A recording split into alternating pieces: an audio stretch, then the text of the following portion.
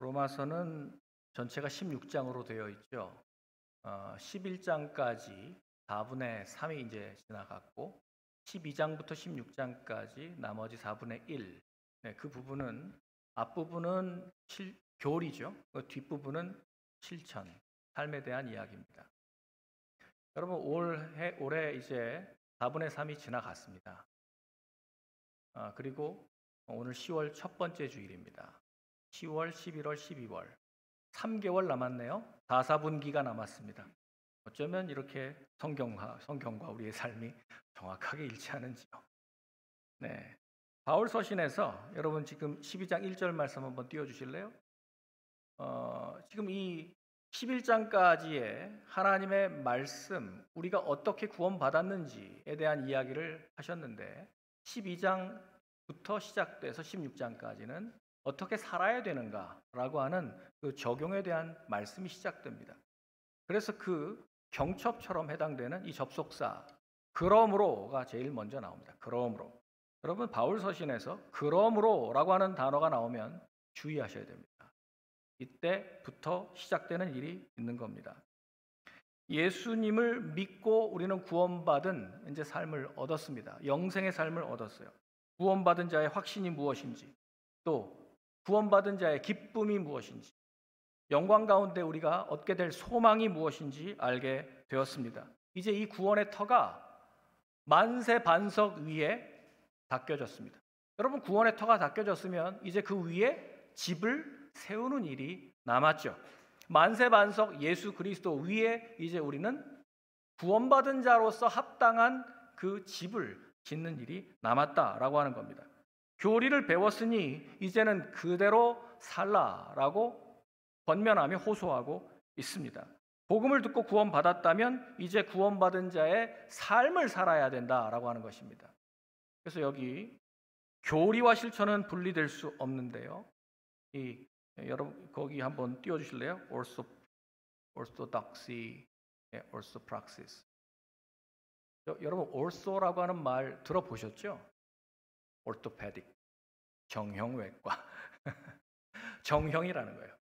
부러졌거나 뭔가 잘못됐을 경우 다시 원래의 우리의 형태대로 돌아가려고 하는 거. 수술도 해야 되고 그렇게 맞춰야 되는 거 아닙니까? 그런 것처럼 orthodoxy, 우리의 교리, 바른 교리를 11장까지 배웠다면 이제 orthopraxis, 바른 실천을 해야 되는 것이죠. 바른 믿음을 우리가 배웠다면 바르게 사는 행동이 뒤따라와야 된다는 거예요. 이건 떨어질 수가 없는 겁니다. 믿음 따로 삶 따로, 교리 따로 실천 따로 이렇게 되는 것은 그건 정말 이율배반적인 삶입니다. 그러면 괴리가 생기고 그런 데서 여러분들이 갈등이 생기는 거예요. 우리가 성경 읽고 말씀 배우는 목적이 뭡니까? 여러분 성경 지식을 많이 내 머릿속에 집어넣기 위함입니까? 여러분 성경은 지식을 위한 책이 아니에요. 성경은 그대로 살아라. 삶을 위하여 주신 책입니다. 영생, 구원받은 자는 어떻게 사는가? 삶을 위한 책이에요. 말씀을 받았는데 그대로 살지 않으면 그것만큼 우리가 잘못 사는 게 없어요.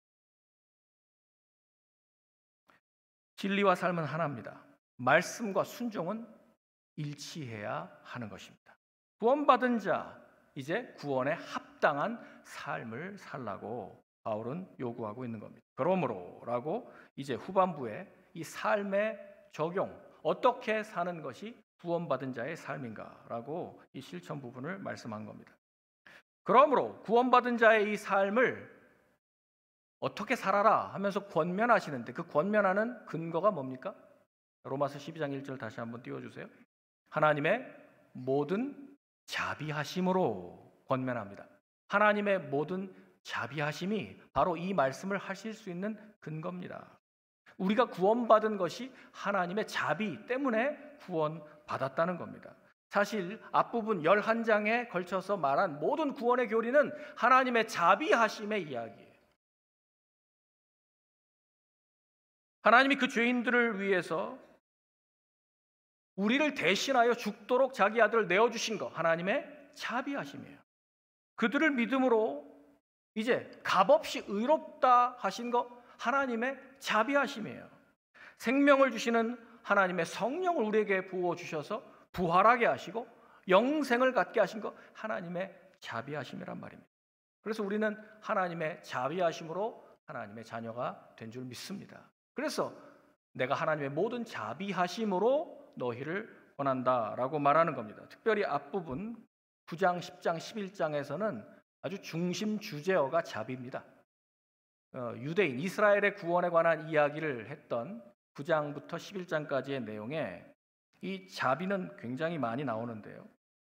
9장 16절에 보면 구원은 원하는 자로 말미암아 된 거 아닙니다. 우리가 원해서 구원받은 거 아니에요. 다른 박질하는 자로 말미암음도 아니요. 우리가 열심을 내고 우리가 노력했다고 해서 구원을 얻을 수 있는 것도 아닙니다.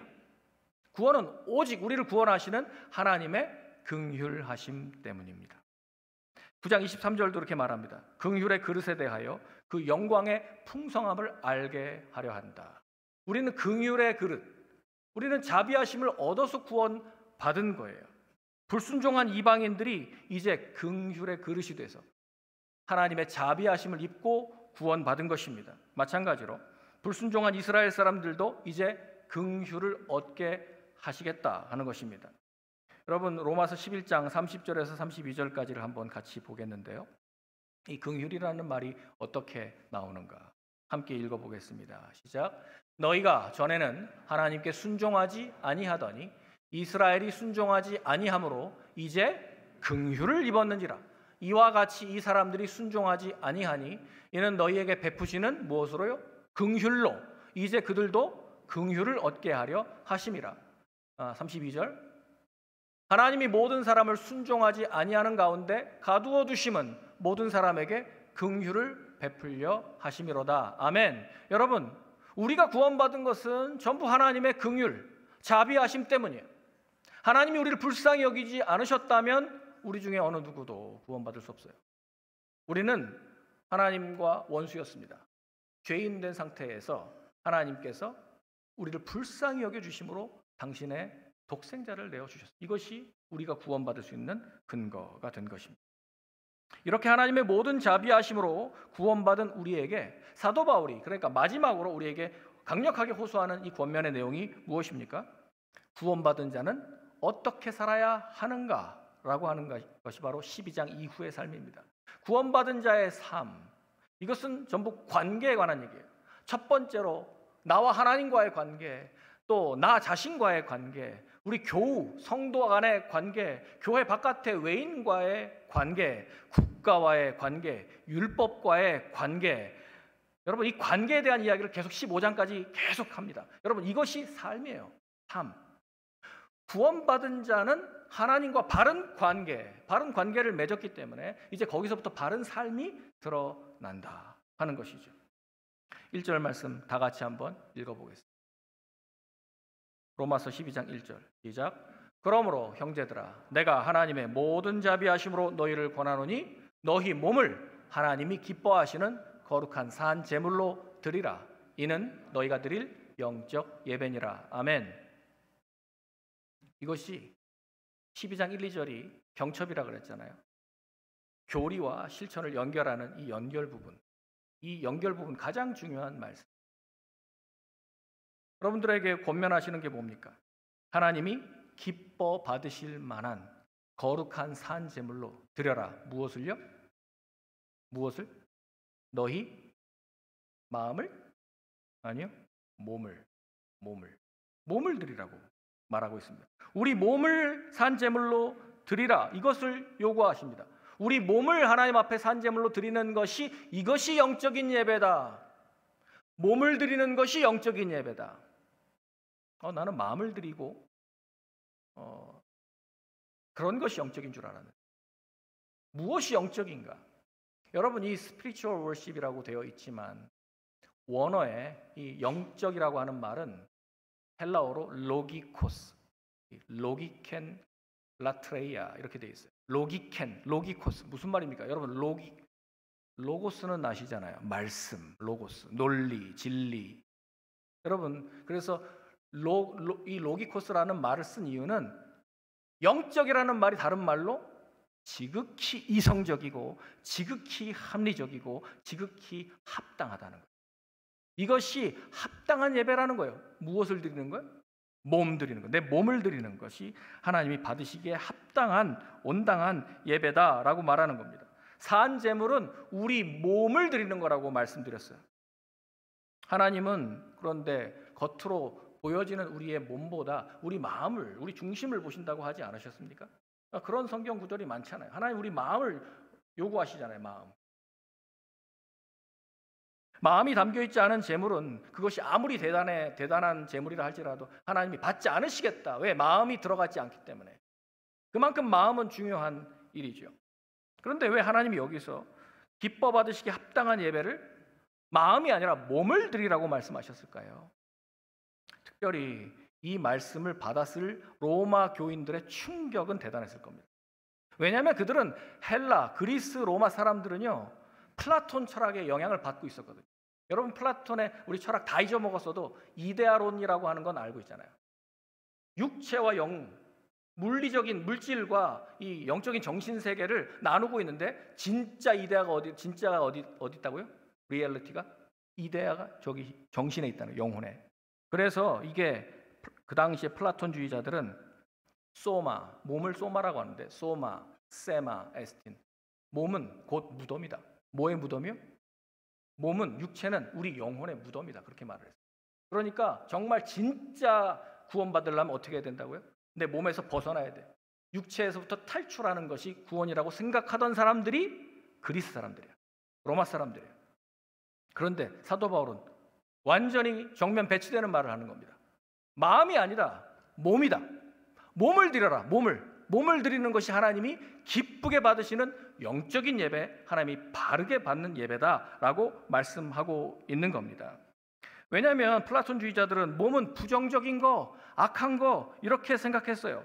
그래서 영이 지성과 영혼을 고양시키는 이 영이 구원받아야 된다 생각했어요. 그래서 영지주의가 나오는 거예요. 구원은 영혼이 구원받는 거라고 생각하는 거예요. 그러나 여러분, 예수 그리스도께서 우리의 영혼 구원만을 위하여 십자가를 지셨을까요?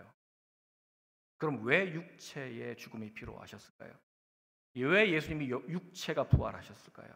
여러분, 우리는 분명히 몸을 가지고 있고 우리의 몸이 구원받았습니다.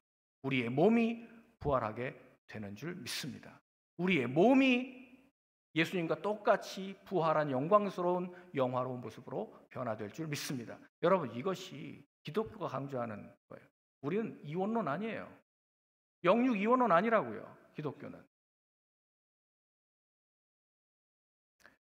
특별히 전통적으로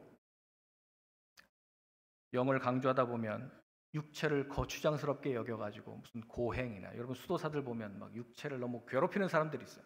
고행, 금식을 막 밥 먹듯이 하고 자기 몸을 괴롭히고 잠을 안 자고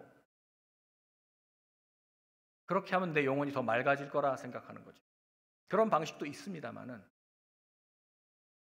여기에서 말하는 그 의미는 내 영성에 방해가 되는 껍데기가 아니라 하나님은 우리의 몸, 우리의 일상의 삶을 제물로 드리기를 원하신다라고 말합니다.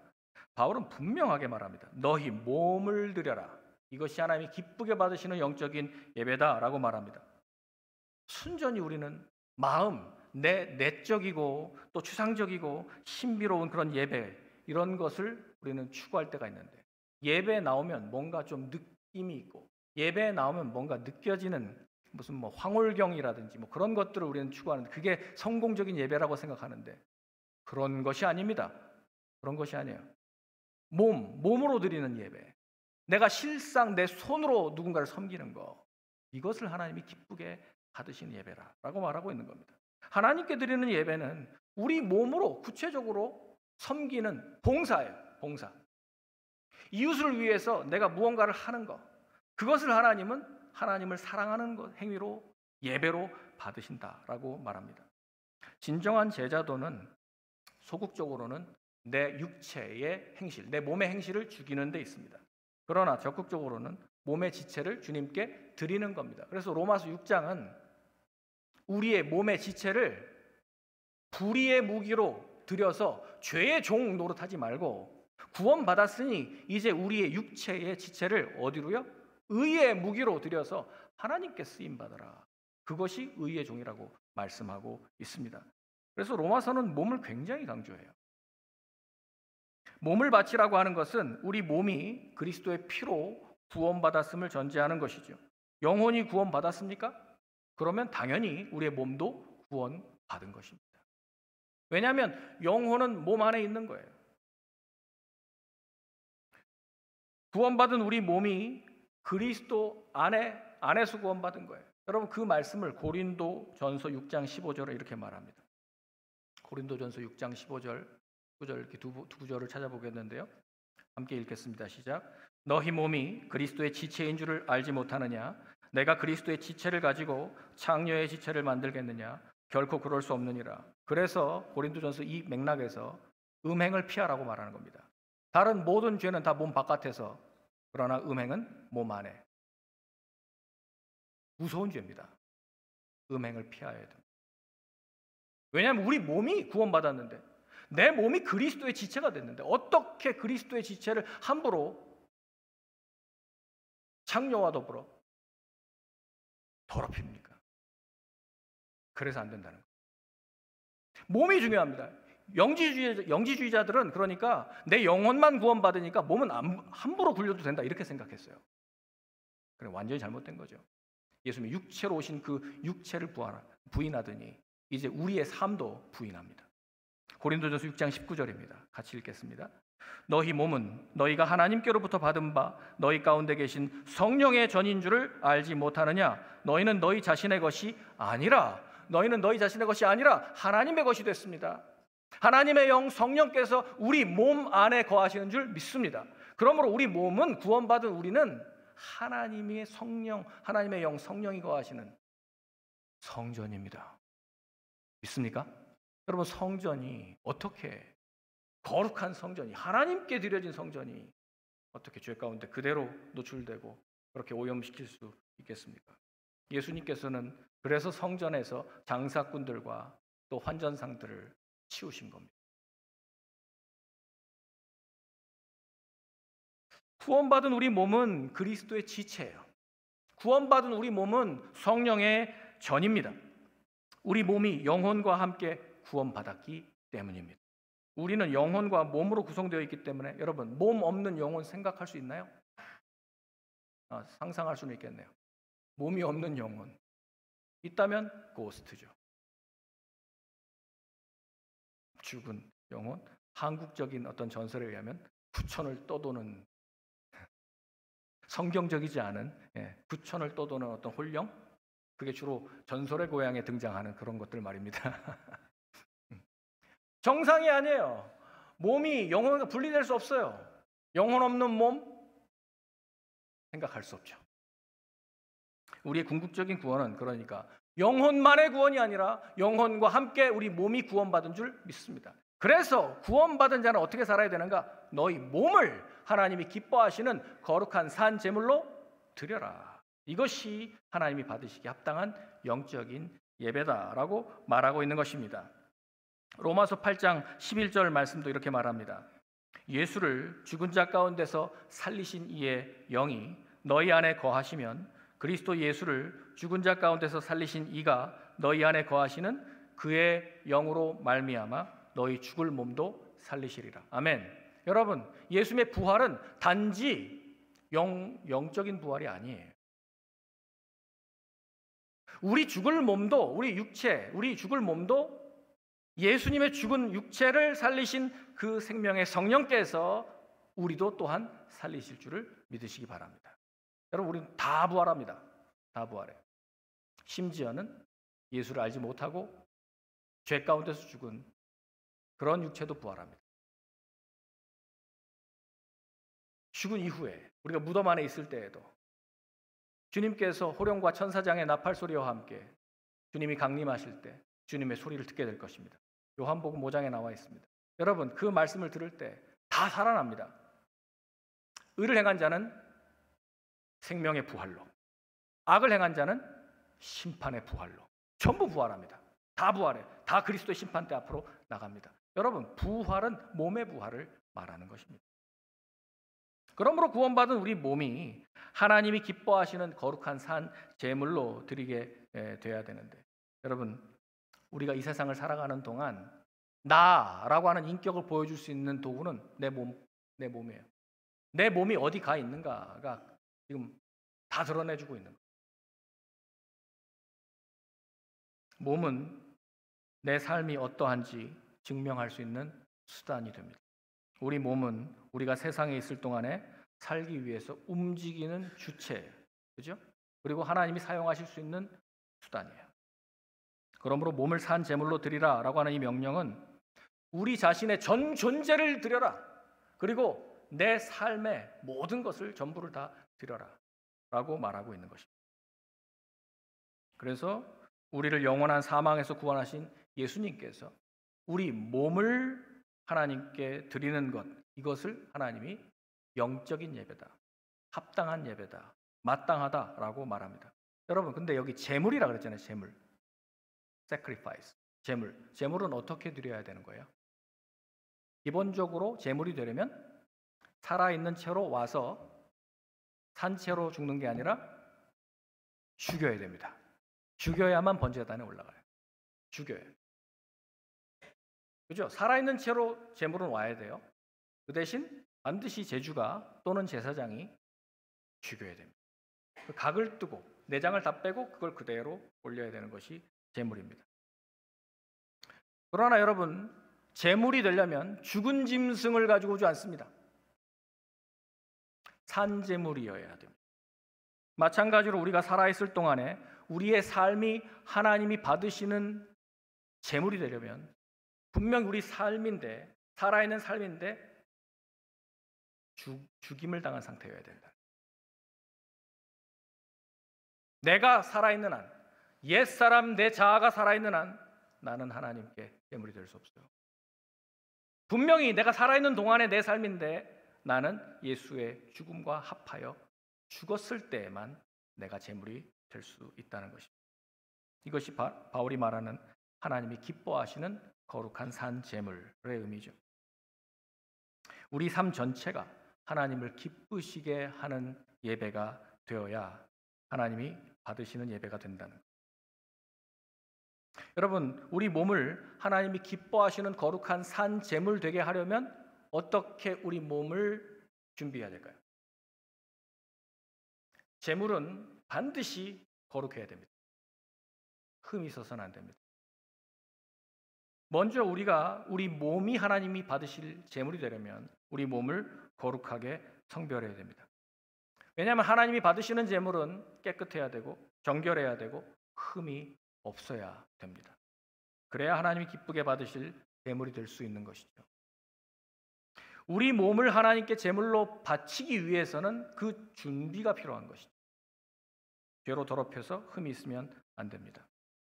그러니 하나님 기뻐하시지 않는 불의의 무기로 내 몸을 함부로 죄에 내주어서는 우리는 제물이 될 수 없다는 거예요.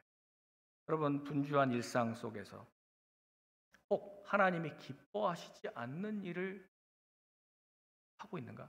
나는 하나님이 기뻐하시지 않는 생각이나 어떤 일이 지금 나에게 없는가? 수시로 점검하셔야 됩니다. 점검하시고 거룩을 지키시기를 바랍니다. 그렇지 않으면 우리는 우리 몸을 하나님께 드릴 수 없어요. 우리 몸을 산 제물이 되게 하려면 실제로 우리 몸의 상태가 최상의 조건을 유지해야 됩니다. 여러분, 날마다 저는 새벽 예배 인도하잖아요. 날마다 매일같이 그러면 그 시간에 일어나야 되고 또 목 상태도 좋아야 되고 좀 감기가 올 것 같다 하면 제가 약 먹고 뭐 조절합니다. 최상의 상태로 제가 쓰임을 받아야 되기 때문입니다. 아플 수가 없어요. 아프고 싶은데 아플 수가 없어요. 겨를이 없습니다. 뭐 올 것 같다 그러면 얼른 약을 미리 먹고 관리를 해야 돼요. 좀 몸이 무겁다 그러면 뭐 좀 산책이라도 하면서 빨리 나를 회복시켜야 돼요. 여러분, 몸을 내가 산 제물로 드려야 되는데요. 최상의 상태를 유지해야 됩니다. 요즘 우리 1:1 제자 양육 인도자반 훈련 중인데요. 제가 오카노 목사님 살아계실 때 평신도를 깨운다 그 제자훈련 세미나를 갔었는데 그때 옥 목사님이 강조하던 이야기가 생각이 났어요. 제자 양육을 할 때, 내가 제자 훈련을 받을 때 또는 내가 누군가를 제자 훈련을 시킬 때 제발 아프지 마십시오. 사고도 나면 안 됩니다. 죽지도 마십시오. 그 우리 마음대로 되나? 우리 이걸 그렇게 생각했지만은 정말 우리가 하나님의 일을 위해서 내 삶을 드릴 때에는 아플 권리가 없어요. 아프면 안 돼요, 여러분. 사고도 미연에 다 방지하시고 예방하세요. 죽지도 마십시오. 산 제물은 최고와 최선의 삶을 드리는 거예요. 그런데 병이 들 수 있죠. 아플 수 있죠. 병이 들어서 아픈 몸을 가지고 주님 앞에 나오는 건 참으로 감사한 일입니다. 그러나 만약에 그가 건강하고 힘이 있을 때는 자기 마음대로 살다가 병이 들어서야 주님을 찾게 된 경우라면 많이 아쉽습니다. 망했어요. 실패했어요. 사업의 실패 때문에 그게 동기가 돼서 주님 앞에 나와 무릎을 꿇었다면 그건 100번, 1000번 잘한 겁니다. 잘 나오셨습니다. 그러나 일이 잘 되고 잘 나갈 때는 하나님이 어디 있냐 하고 무시하다가 망한 다음에 나온 거 늦게라도 나온 건 참 감사한데 안타깝습니다. 하나님이 원하시는 예배는 몸은 없고 마음만 드리는 그런 추상적인 게 아니에요. 몸을 드려라, 몸을 드려라. 여러분, 몸이 있는 곳에 마음이 있는 거, 영혼이 있는 거예요. 또 몸이 있는 곳에 내 모든 에너지와 또 물질도 다 따라오는 거예요. 몸이 가지 않는데 무슨 내 마음 알지? 나 오늘 못 가는데 미안해. 몰라요, 나는. 몸이 안 오면. 저 친구는 나보다 그게 더 중요하구나. 이 증거죠. 산 제물을 드리려면 우리는 최고의 삶, 최선의 삶, 최상의 삶을 드려야 되는 그런 것이죠. 혹시 지난날 우리가 세월을 좀 낭비하고 잘못 살았던 적이 있다 하더라도 2025년 4분기가 남았습니다. 여러분들이 앞으로 또 여전히 살아갈 날들이 남았습니다. 지금까지는 내가 온전한 제물로 하나님 앞에 드리지 못했다 하더라도 이제부터라도 여러분의 몸을 하나님이 기뻐하시는 거룩한 산 제물로 여러분의 삶을 드릴 수 있게 되기를 주의 이름으로 축원합니다. 여러분, 하나님은 여러분 몸을 원하세요. 삶을 원하십니다.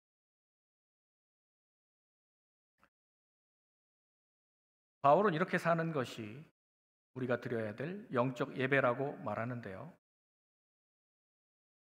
제가 다른 영어 성경 버전들 아니면 또 다른 해석들 많이 봤는데 그래 이게 좀 각각의 그 영적 예배라고 하는 이 말을 어디는 spiritual이라고 쓰고 어디는 reasonable이라고 쓰고 그래서 각각 다른 이 번역들 때문에 무엇을 골라야 될까 이렇게 고민을 했는데 헬라어 원문은 로기코스, 분명히 합당한, 논리적인이라는 말을 쓰지 않았습니까? 그래서 아예 팀 켈러 목사님은 이 본문에 대해서 단호하시더군요. 안타깝게도 영적이라고 번역한 NIV 성경, ESV 성경은 참 논점을 흐리는 것 같다라고 그분은 그렇게 평하셨습니다. 또 2011년 버전 NIV에도 True and Proper Worship, 참되고 합당한 이라고 번역했는데 그것도 논점을 흐리는 것 같다라고 말씀하셨습니다. 바울은 이렇게 우리 자신을 바치는 것이 바로 로기코스 이것만큼만 논리적이다. 여러분 생각하면 내가 구원받았다라는 걸 생각하면 이렇게 살지 않으면 이상한 거라는 거예요. 난 정말 이율배반이라는 거예요. 구원받아놓고 내 몸을 드리지 않아. 그러면 그건 정말 구원받은 사람인가? 생각해보라는 얘기예요.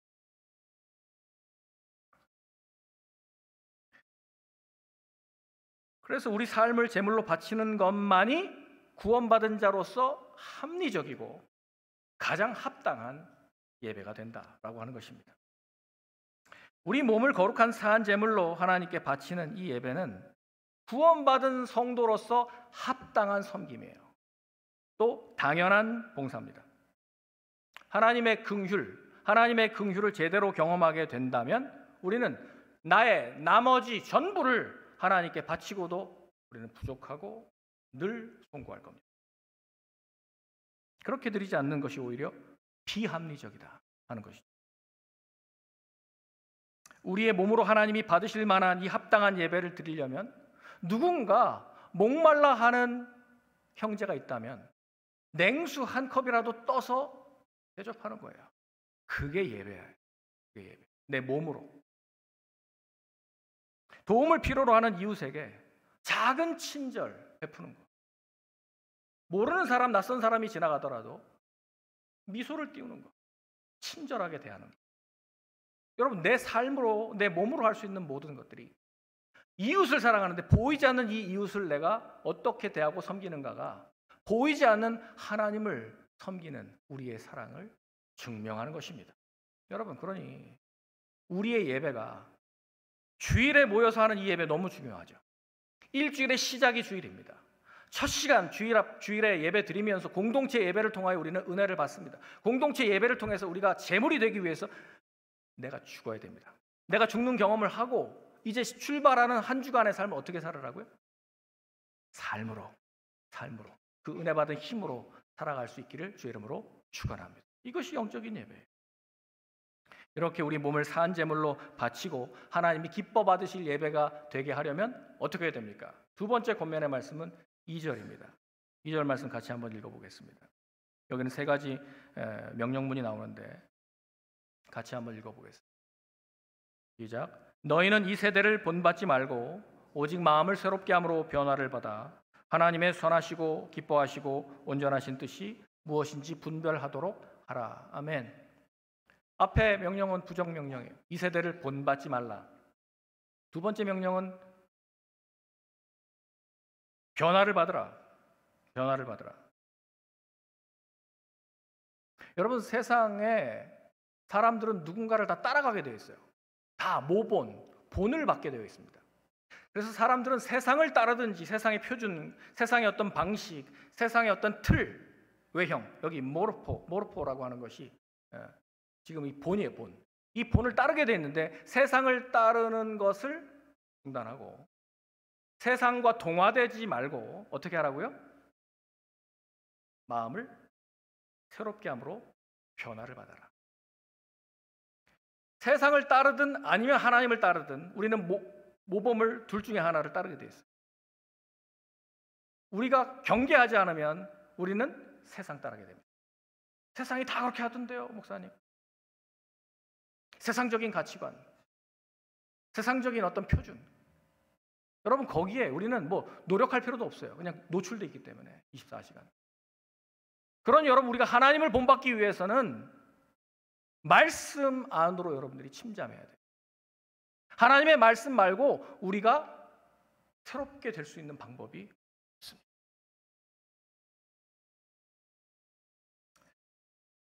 그래서 우리 속사람이 새롭게 되어야 되는데 이 세상의 형태, 이 세상의 문화와 동화되지 말아라. 마음을 새롭게 함으로 여러분 지성을 갱신해야 된다고.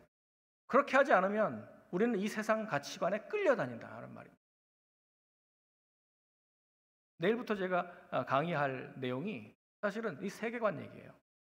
타종교의 이해라고 하는 강의를 할 건데 이슬람, 힌두교, 불교. 여러분, 종교는 문화의 핵심 안에 들어가 있고 그 세계관을 담고 있어서 인도에 사는 사람들이 왜 그렇게 생각하는가는 힌두교 세계관에 쩔어 있기 때문이에요. 그래서 그리스도인이 되었다, 거듭났다고 어떻게 해야 돼요? 바꿔야 돼요. 마음을 새롭게 함으로 바꿔야 돼요. 바꾸려면 어떻게 해야 됩니까? 내가 하나님의 말씀을 그대로 받지 않으면 나는 바뀌어지지가 않아요. 이 노력을 해야 됩니다.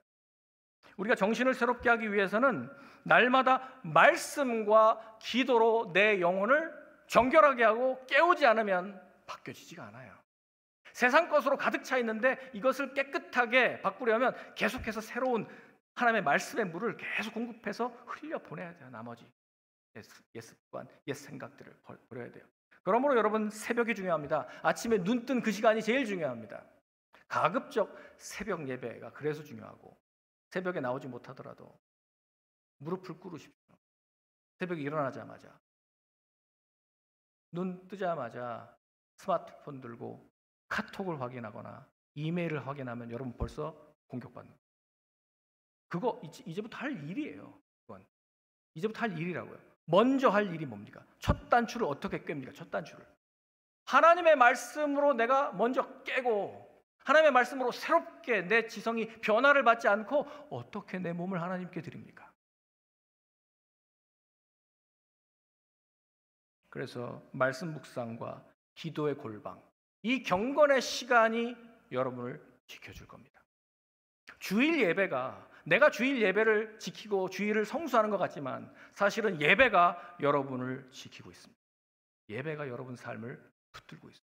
마찬가지, 하루의 첫 시간 내가 무릎 꿇고 하나님의 말씀을 단 한 구절이라도 붙잡고 시작하십시오.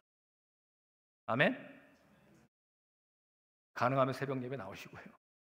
왜요? 몸이 나와야 된다고. 몸이 나와야 된다고.